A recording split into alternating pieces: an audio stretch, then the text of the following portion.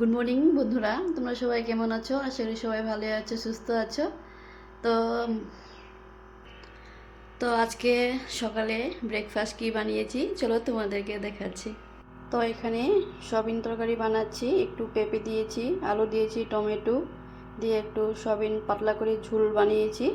আর এদিকে রুটি বানাচ্ছি, গরম গরম ধোয়া উঠছে রুটি। তো বন্ধুরা দেখো, গরম গরম রুটিটাও হয়ে গিয়েছে, একটু শুকনাও বানিয়েছি, বাটার দিয়েও বানিয়েছি। তো এখন একটু খেয়ে দেখে নিই কীরকম হয়েছে।